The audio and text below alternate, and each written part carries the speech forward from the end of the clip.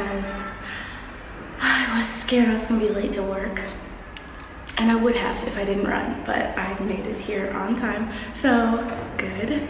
And now I'm gonna go in the bathroom and put on my makeup. So, yeah. But yeah, I'm at work right now. I'm gonna try my best to like kind of sort of vlog my day at work, but without revealing where I work. Crossing my fingers that this would actually work.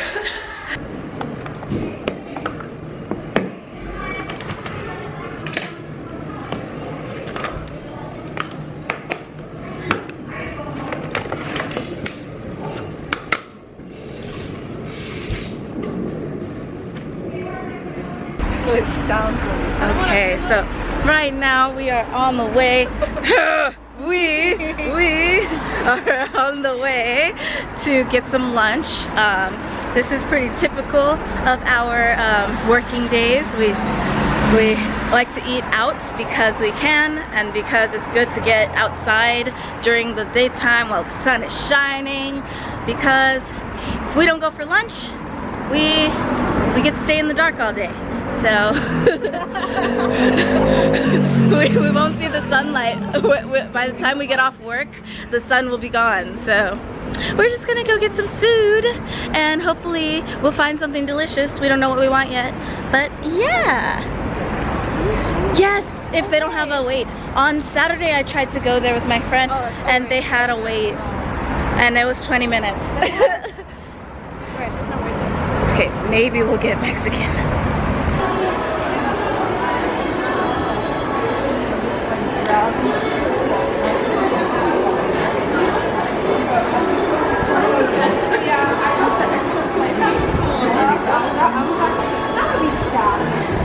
Oh, there's a wait. I mean, I guess it's that good. We wanna eat here, but there's already a lot of people waiting to eat here.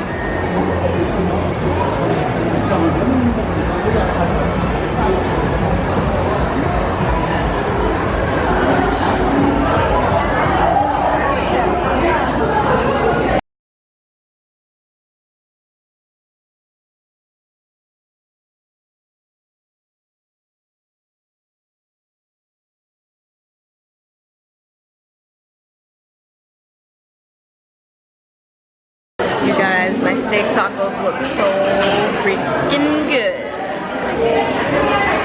About to eat the heck out of this.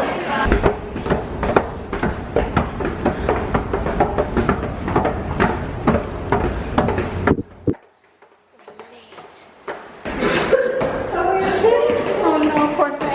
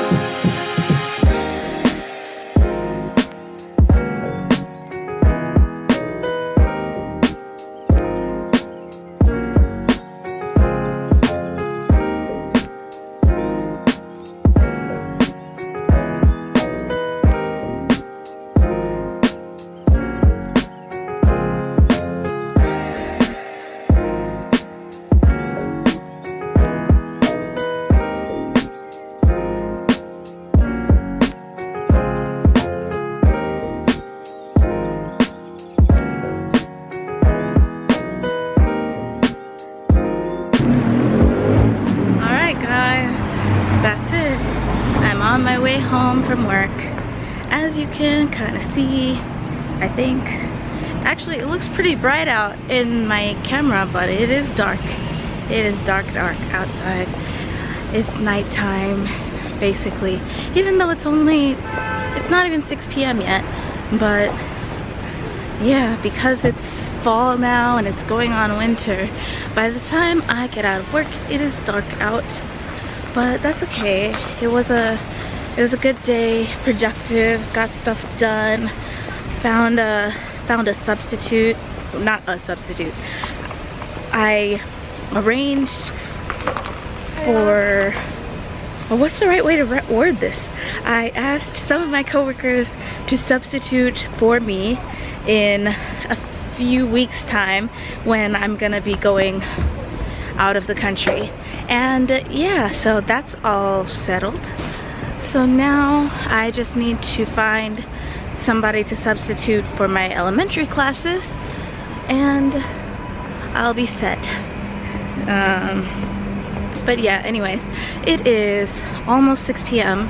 I'm gonna go home and eat the leftovers of my lunch and think about whether or not I'm going to the gym. So I'll see you then and you guys can help me decide, should I go to the gym or have I done enough today? Huh? Okay, so I was totally prepared to end the video there because I'm not going to the gym. But I thought that it would be a shame to end the video right there. I mean, like, I didn't really do that much interesting today, so I thought I'd include, since this is a video all about my normal work day, I thought I'd also include a work story time. So, also, I got a lot of compliments on my makeup today, and even though now it's the end of the day, so my makeup doesn't look as good as it did this morning, but like, you know, I just thought it would be a waste if you guys didn't get to see it too. So, okay, but yes, story time. So today was actually a really, really good day for me. Like, everything went the way it's supposed to go. And one of my students was absent from my elementary class. I teach at kindergarten, but after 2:40, it turns into elementary after school classes. So yeah, one of my students was missing from my elementary course, and that made it a better day. That sounds really bad to say, but sometimes you get students that are problem students without meaning to. Sometimes, as nice, as kind, as wonderful as a student is, they cause you a lot of stress. I have one such student and he was absent today, thus it was an easy day. But let me tell you about him. We're gonna call him Moses. That's not his name. It's not even his English name.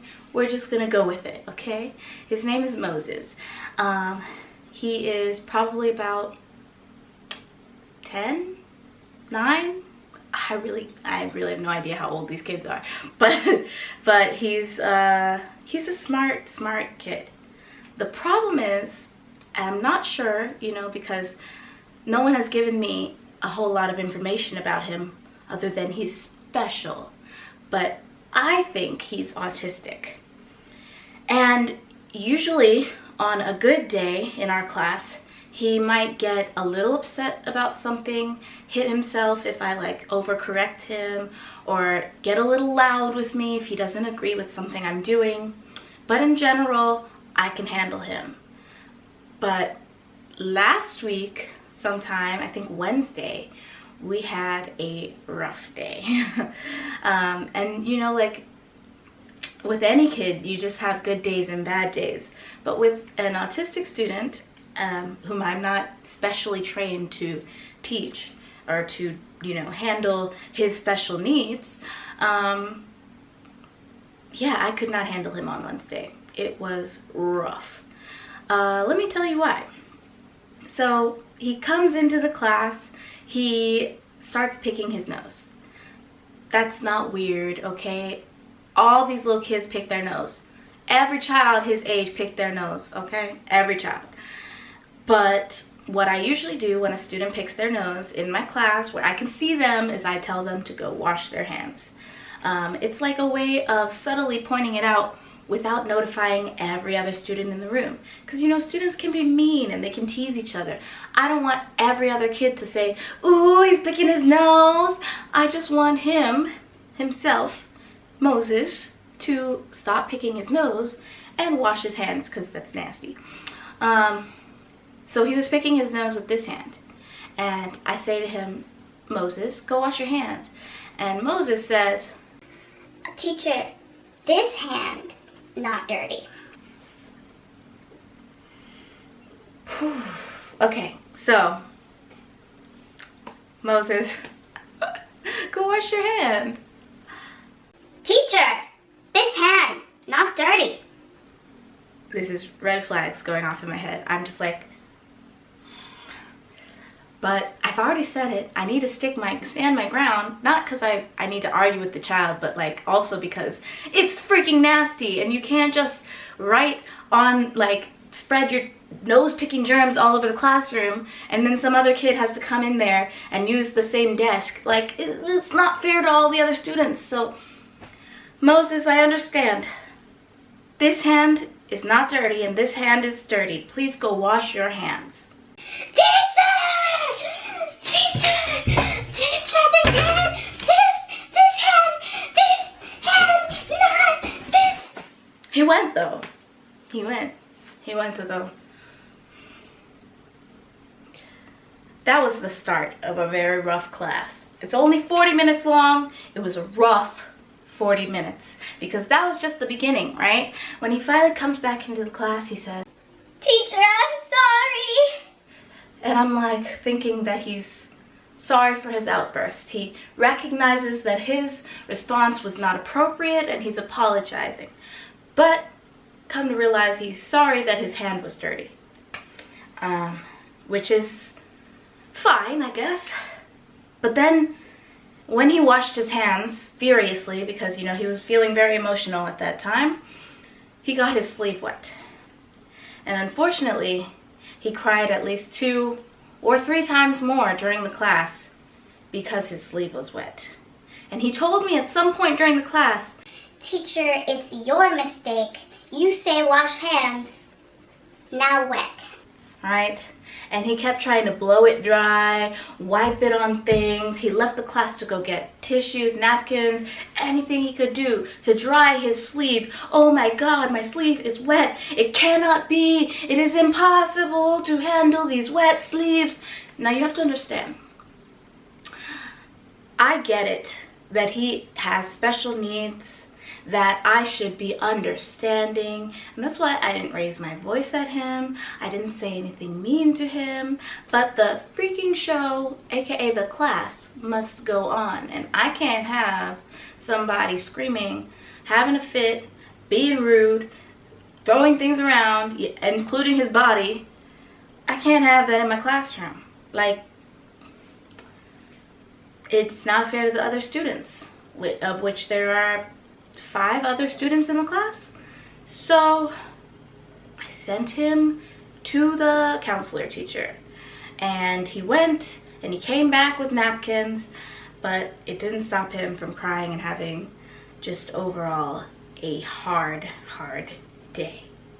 And unfortunately, I have not this bad, but similar days with him quite frequently, and it's doubly frustrating that the other teacher who also teaches him separately, we don't teach together, but the other teacher who also teaches him has no problems. He says, Moses is a wonderful student. Moses, oh, it's easy. I have no problem with him. I just leave him alone and everything is fine. Well, I don't know what it is. Maybe it's because I'm female and little boys like to challenge their female teachers. Maybe it's because I won't let him get away with things that are just not okay with me, like picking your nose and eating your boogers and rubbing your nasty hands all over the desk. I don't know, but in any case, I have problems with him, or he has problems with me, and it's so hard. And unfortunately, this can happen pretty commonly in Korea because a lot of the parents either don't want to acknowledge that their children have special needs and therefore need special classes and special, like, you know, places that are equipped to deal with those problems, needs, requirements. Or even if the parents acknowledge it but they don't know where to go, and schools like mine will just accept the student anyway. So just be aware that if you come and teach in Korea, you may have to deal with students who have special needs that you didn't get any special training on how to serve them best. And I just feel the need to put a disclaimer out there that I don't by any means have problems with special needs people or students. I just don't have the equipment to provide for them. That's the problem here. I don't think that they should not get an education. I just don't know that my teaching and my abilities are able to provide them the best version of that education that they could have. But that's just my opinion, and maybe he's getting everything he needs out of my class, or maybe not, and maybe he's going somewhere else, and that's why he wasn't there today. I have no idea.